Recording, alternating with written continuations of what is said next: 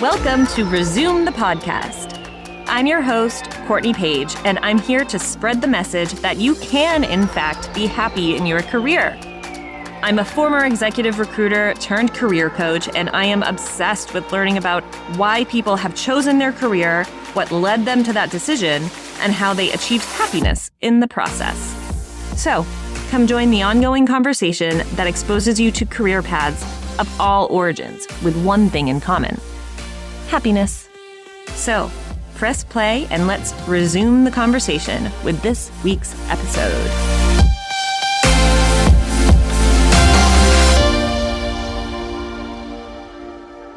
Welcome to today's episode of Resume. We are here today with Loren Rosario-Maldonado, and she is just an exceptional guest, and I'm very excited to have her on. Her journey began in the world of human resources and leadership coaching, and it has spanned over 25 years. She is a seasoned people strategist, and she's traveled the globe honing skills in leadership coaching, change management, and building high-performance teams. Recognized as a thought leader, she has devoted her career to creating human-centered experiences that foster productivity and meaningful connections in the workplace. Despite achieving widespread success, it was the discovery of cultural intelligence that truly transformed her path, leading to profound personal and professional growth. Loren's latest book, Becoming the Change, if you're watching, woohoo, Becoming the Change, The Power of Cultural Intelligence, delves into this transformative journey, offering readers a unique perspective on the impact of embracing cultural diversity. With a narrative rich in empathy and detail, our guest connects with people from all walks of life, inviting us to explore the depths of cultural intelligence together. So join us today as we learn all about cultural intelligence, empathy, and a whole lot of other stuff. Let's dive in. Welcome, Loren. Thank you so much, Courtney, for that beautiful intro. And I look forward to sharing some insights and having a chat with you today and your audience. Yes, I'm so excited because I think this is so important for people to understand and for leaders to implement and employees to ask for. But before we get into all of that, I like to start off every interview with the same question. So, Loren, if you were at a dinner party somewhere cool in Miami and somebody came up to you and asked you, what do you do? How would you respond? I would say something like, I'm like the windshield wipers in your car. I clear the way for you to get from where you are to where you're going. Ooh, and how would somebody respond to that? What? Tell me more. So would you say that to get that response? So people kind of ask you, like, stay, connected No. I learned along the way that what I do is simple yet complex. I help people connect. And that's such a broad term. It can go in any direction. So I learned along the way that I wanted to simplify it so that people understood, in a nanosecond, what it is that I do. Mm-hmm. And human behavior, we've talked about this. Human behavior is complex, but once you understand, you can connect better. When I say that, people, immediately stop and think, what the heck? Yeah. And then I go in and say, well, you know how you can't really see the way if your windshield is not clean. And so you kind of use the windshield wipers to clear the way. That's me. I love that. I think analogies and visual analogies especially are super helpful for people, because I think maybe this is just the people I surround myself with, but I think most people are visual. That's kind of one of the six senses. It's one of our main senses. So having that is really a great way to immediately connect with somebody, especially if it's a stranger at a random dinner party. So let's rewind a little bit to Loren as a kid. What were you like as a kid, and what did you want to be? If somebody asked you when you were, 7, 8, 9, 10, what do you want to be when you grow up? Which we always do with kids. What would you have said at that time? I would have said, I have no idea. I was always a lost kid in the sense that I was just wandering. I later found out as an adult, I've always had ADD and I have the inattentive type. So I was always in my head, always have been and probably always will be. So as a kid, I was always in my head. I was always wandering off. I think I got lost once or twice, and my mom was frantically looking for me because, Like, as not only was I always wandering, I was so and am so highly curious that I was always wandering, kind of, looking for new things or looking at things or looking things for things regarding things. And so I would have probably said, I don't know. mhm. Did you have any hobbies or anything like that as a kid that kind of stuck with you into adulthood? Reading, reading and writing, reading and writing. I had copious notes. I would write always in notebooks, papers, everywhere, and just not pages and pages of things, but more anecdotes or things that would just come up in my head because I was always in my head.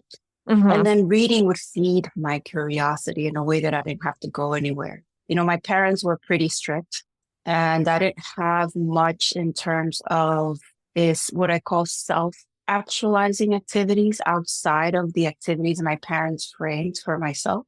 Hmm. So I didn't, everything I did was within my community or my church community. I would play piano and sing, but it was always in the church and within the church community.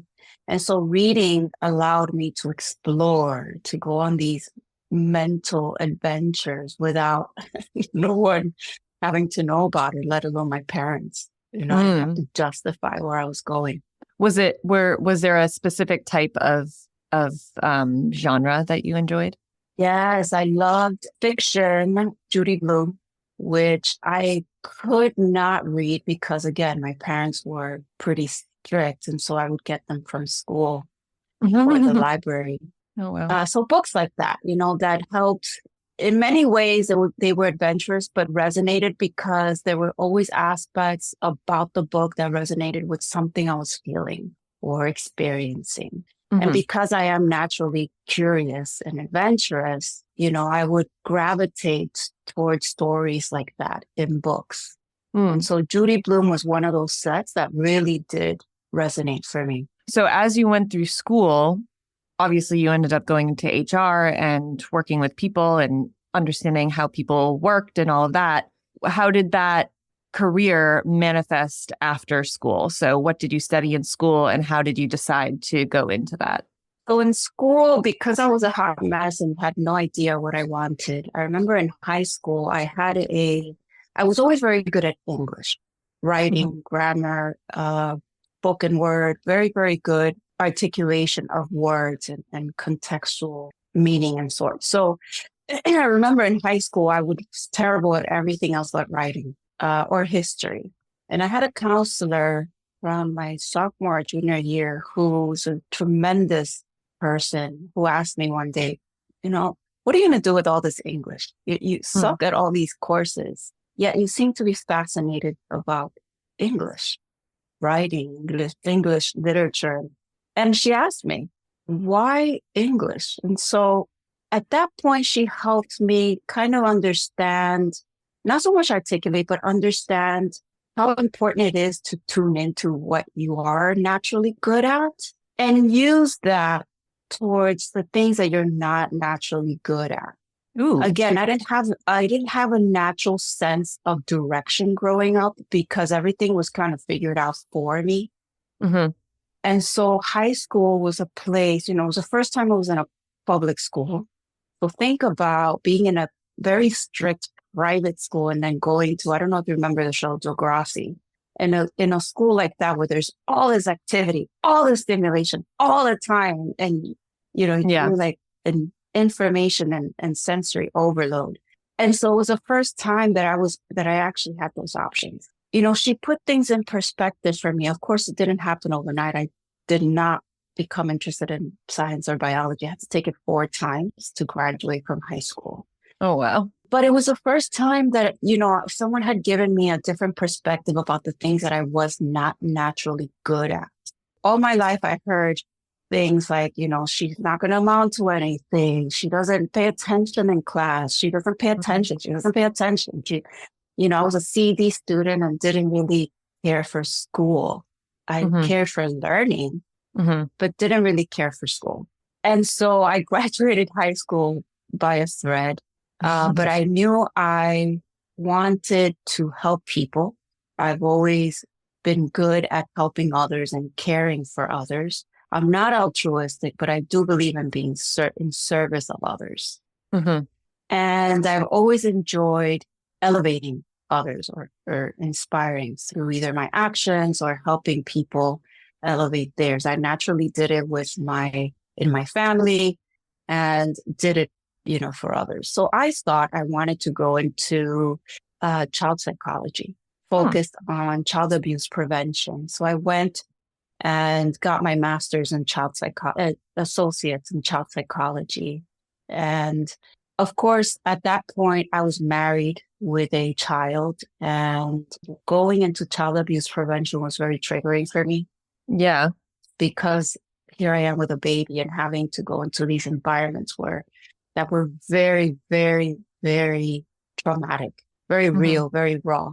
And I was working retail at the time in parallel to this. And I remember thinking, well, I'll just stick to retail. I love helping people. I'm helping people already. I was a manager at this point and navigated a retail career for a good part of probably 5 years after that, maybe Okay. 4 years.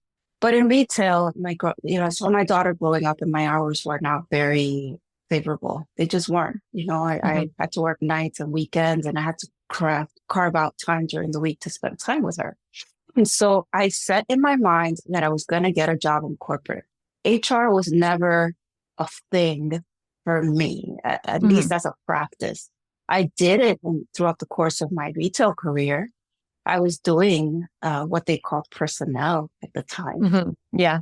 And I was responsible for all things employees, right? I was doing the onboarding, doing the payroll, benefits, the transactional side of personnel, while also being responsible for their development, and training and development. So Mhm.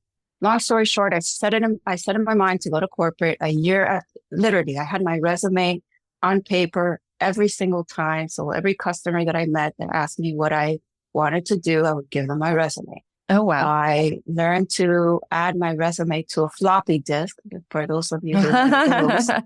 I love that. And, in parallel to the USB drives that we carry today, right? Yeah. Those QR codes that we carry.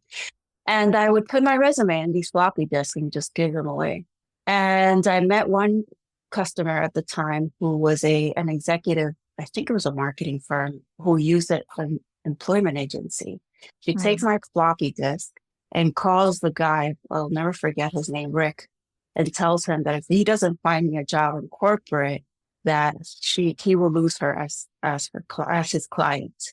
Of course, Rick calls me that same day and says, I need to get your job because I'm going to lose so and so as a client.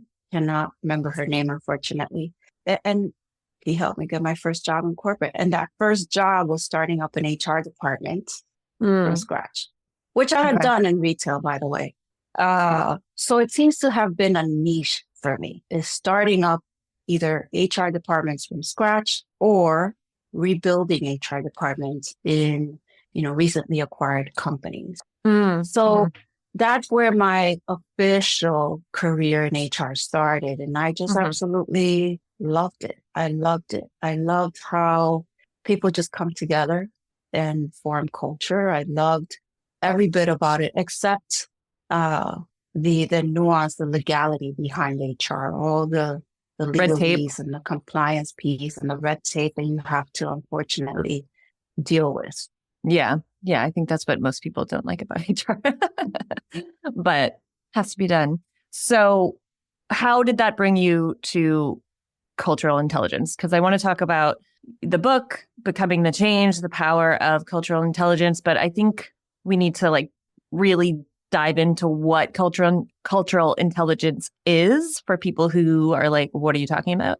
And let's go from there. So why don't we just start baseline? What is cultural intelligence for someone who's like, what are you talking about? Yes, I'm going to keep it very simple. So cultural intelligence is a framework.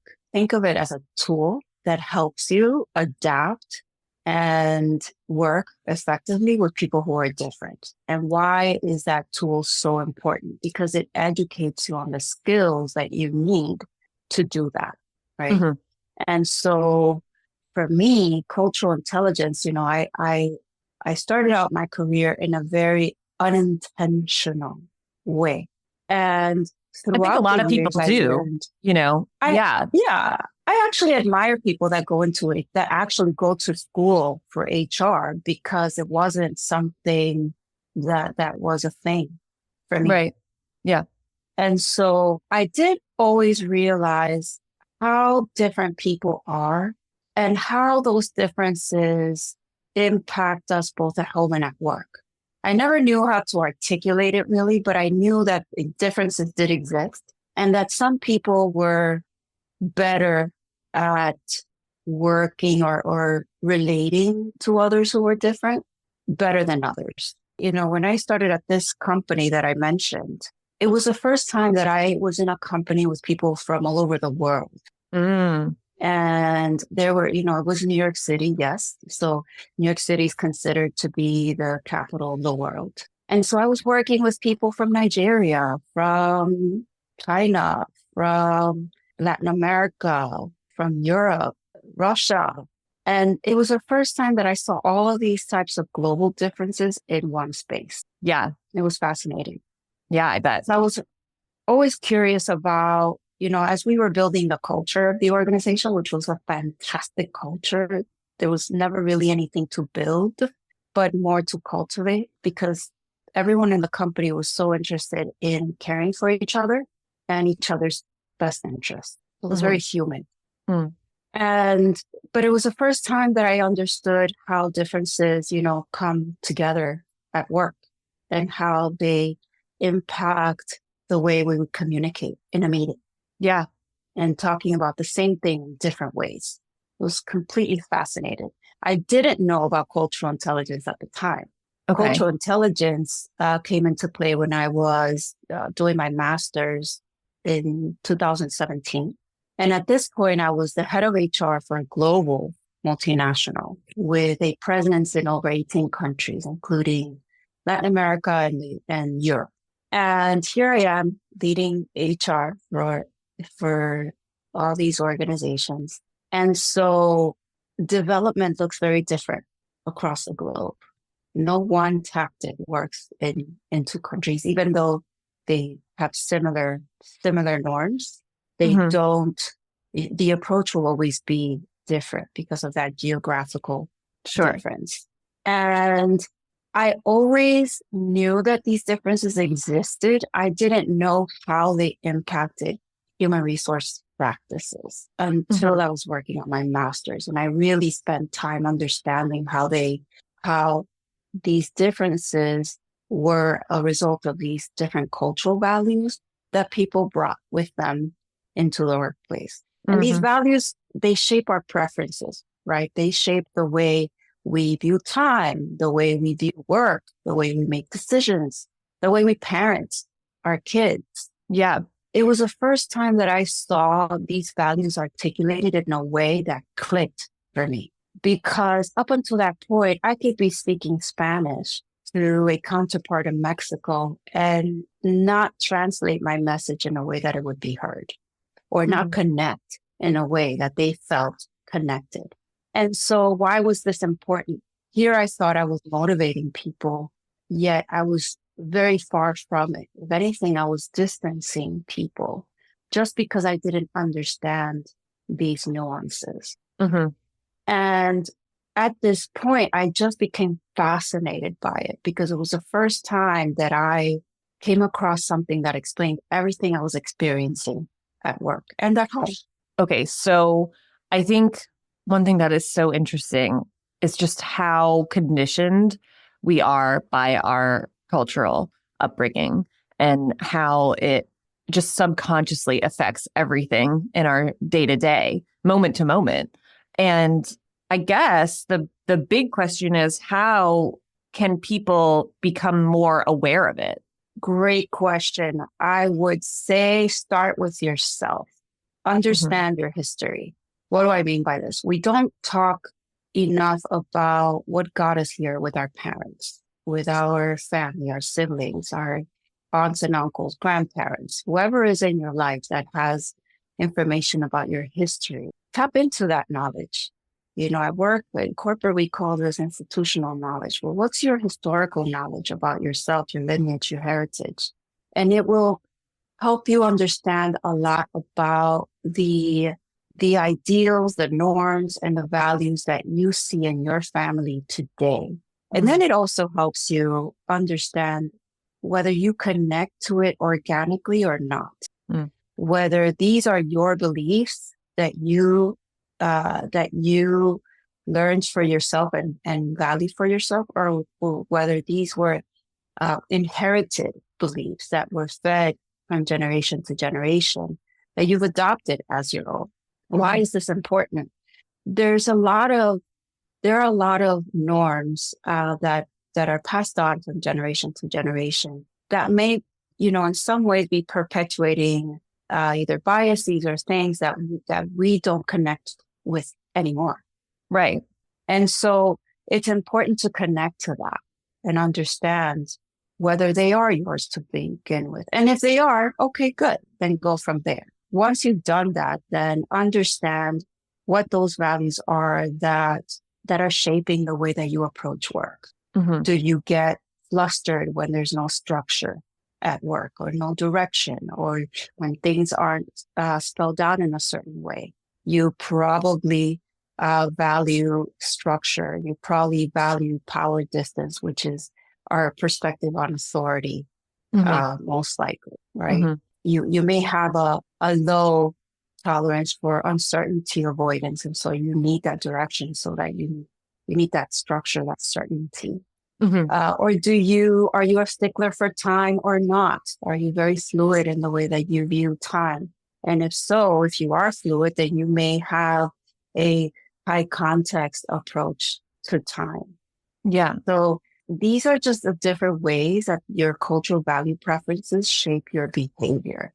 There are more structured ways to know. There are assessments that the Cultural Intelligence Center offers, but these are just quick ways to tune into the way you prefer to approach different things in your life. Yeah. Yeah. And I would also imagine just as you were talking, I was thinking, having that awareness of what the inherited, cultural values are, and being able to differentiate whether or not they're actually your own values would have a huge, huge influence on what career you end up in. I mean, you could be really, really unfulfilled in a career because you're actively pursuing a career that doesn't have resonance with your personal values, but they might have resonance with your familial values, right? And having that awareness is so key to figuring out, what job, career, what trajectory really resonates with you as opposed to the conditioning that we're all living with. That's such a great example because you mentioned conditioning. It is exactly that. We are all shaped by our lived experiences. And sometimes, these values are not, they're geographically boundaryless. They're passed on from generation to generation, and they are enhanced and influenced by your environment. So especially for bicultural people, they may have grown up with a sense of loyalty to an employer because that is what was passed on from generation to generation. You value employers who provide benefits and stability and structure, but you yourself may value innovation and creativity and want to, be an entrepreneur, be a freelancer. And how does that conflict between the familial values that were passed on to you with your own values and what you inherently believe in? How do you reconcile those two? It takes a lot of soul searching to reconcile that and understand it, and courage to summon and feed into those inherent values that are true to you. Yeah. And I mean, did you have some kind of like personal aha moment or professional aha moment when it came to cultural intelligence? Because you knew about it. It was something that seemed to really reroute your own, trajectory. Can you tell us a little bit about that if you had one? Yes, the big aha was during this time when I was I remember the moment clearly because here I am, right? I'm an educated, learned individual, believe in the not the act of service. I believe in service. Serving others is part of my moral fibers, who I am. And going deep within and looking in the mirror really helped me understand that I was not serving people in a way that they needed to be served. Mm-hmm. I was serving people in the way that I thought service was and Mm-hmm. meant. And cultural intelligence helped me navigate this because all of a sudden I realized that, I was in some ways becoming more disconnected than I was connecting. Mm-hmm. And just in language alone, I may be speaking the same language with someone on my team, but not really be serving them in the way that they needed me to. So Mm-hmm. as a leader, as a person, it was a huge shift for me. It highlighted for me the way, I was perpetuating certain biases that I learned along the way. And because I was not cognizant of them and didn't understand their history, all of a sudden, understanding that helped me reconcile and really resonate with what it is that I was perpetuating. Yeah. And that was beyond the big aha. That was like the major pivot Mm-hmm. because all of a sudden I had to really question myself. I had to confront myself and make that bold choice to just stop perpetuating those biases Mm-hmm. and move forward. One example was I I am a big believer in achievement and had a sense that everyone wants to achieve, which is fundamentally true, but I didn't understand the differences in how people prefer to achieve. Hmm. Yeah. And so my approach to achievement is very individual. I'm a type A personality and I am always approaching uh, higher levels of knowledge or achievements, right? I'm working on my PhD. I have a fellowship. I wrote a book. I have these certifications. Da, da, da, da, da, da. They're all individual. Mm-hmm. And so what I learned is that some people prefer to achieve collectively. They Mm-hmm. believe in achievement through their collective conscious, either through their community or community service or in the team. The team success is more important than my own success. And so I'm vested in making sure that everyone's achieving for the sake of my own achievement because we are one and one is we. Mm-hmm. And as I was pushing people to achieve and achieve and achieve and achieve, those whose achievement preferences were different from mine were perceived as people who were disinterested in achieving or just not Engaged. just engaged, right? Or demotivated. Mm. And so my approach was very, very disjointed because I didn't understand that. Mm. So once I understood cultural intelligence and our cultural values, my approach was different. Then I became more curious. Well, how do you prefer to achieve? Mm-hmm. How do you approach achievement? These are your goals for this year. How do you approach the way that you will achieve them, as opposed to assuming that they were going to achieve their goals in the way that I did? Mm-hmm. Yeah. No, I mean, I think that is such a important question because I agree. I think you're right. I think it's just human nature to have something that we're working towards, goals. I mean, everybody sets goals at the beginning of the year on a birthday or whatever the day is, right? But it is so different how people perceive success. So understanding what that means to an individual and a team can kind of make or break the success of that individual or that team, right? So you talk a lot about empathy and how it relates, to cultural intelligence. So I was wondering if somebody, this comes up a lot, if someone is having a really hard time with a boss who lacks empathy, who doesn't seem, overly empathetic or even, baseline empathetic. How or what are some ways that an employee can use cultural intelligence to kind of break through and gain some understanding from a boss that they're having a really tough time, expressing their situation and relating to? Fantastic question. So cultural intelligence has the four capabilities: your drive, your strategy, which is your strategic planning, knowledge, and action.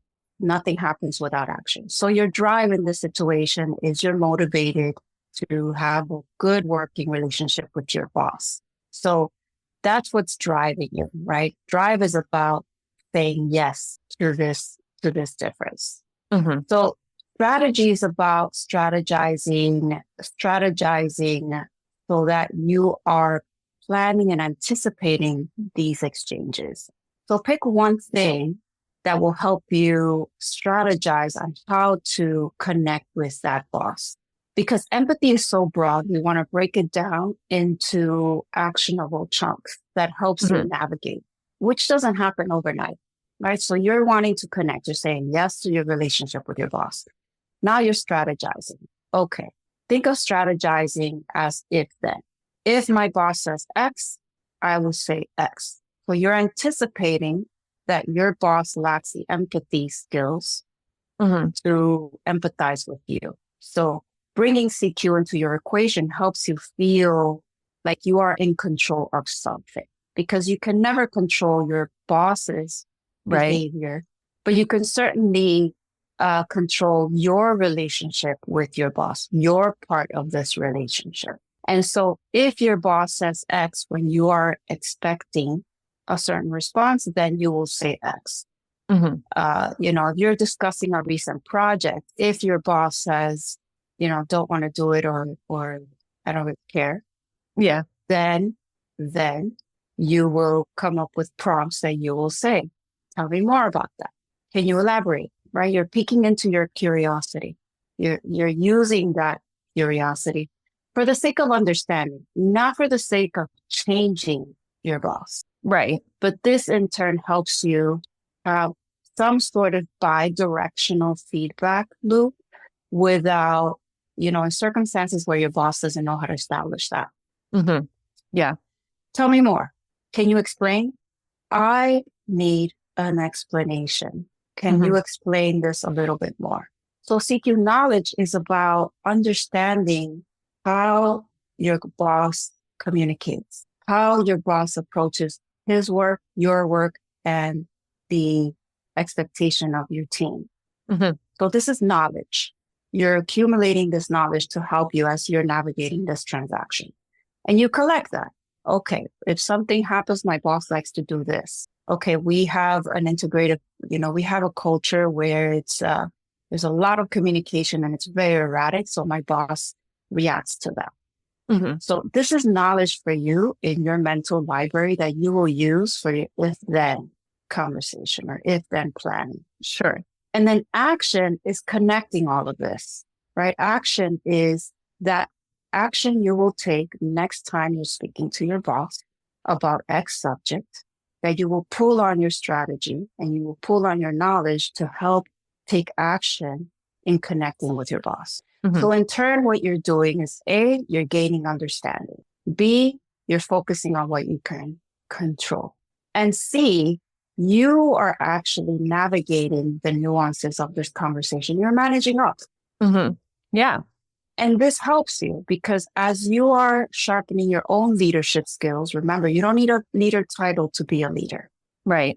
Very important. So as you are building your leadership skills, you know that this is the way you will lead your future team if you choose to go into leadership. Right. Right.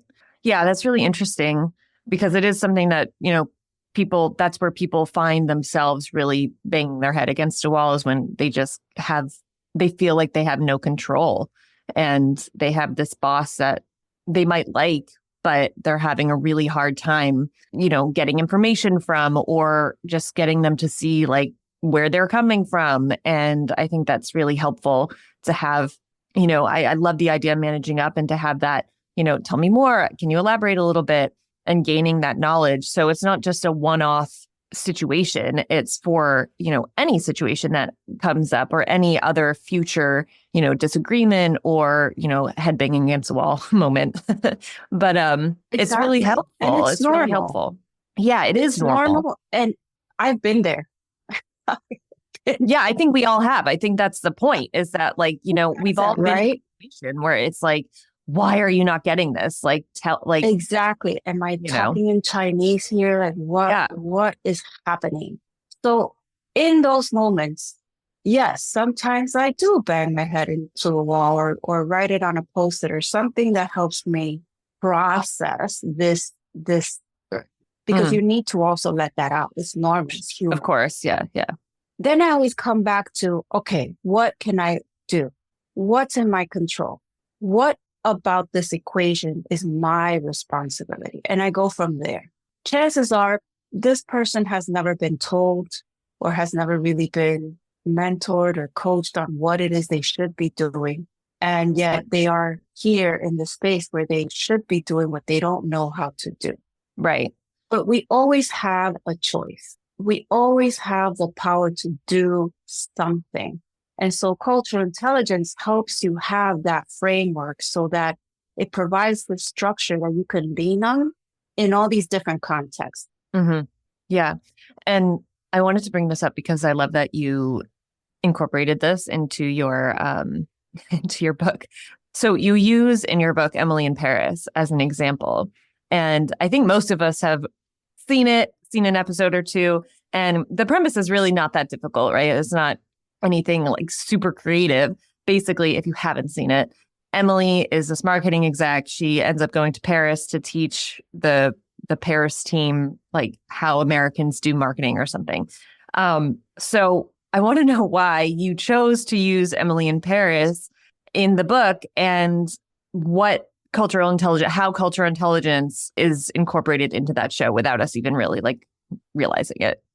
Yes, I chose Emily in Paris because it came out right around the time where I was going through this pivot. And I remember the first episode watching her as she navigates, her trip to Paris, and she shows up to the Paris team, and she starts speaking in her very American way. And I remember thinking, oh my gosh, that is me. Like, that is me. That is so me. I think I jumped off the couch because this was right around the time where I was reconciling with all these parts of me. And all her faux pas were so relevant. They resonated so much with me that I always came back to that. And as I was learning cultural intelligence, I always came back to her faux pas and how I learned from them and how I was learning myself. Mm-hmm. Yeah.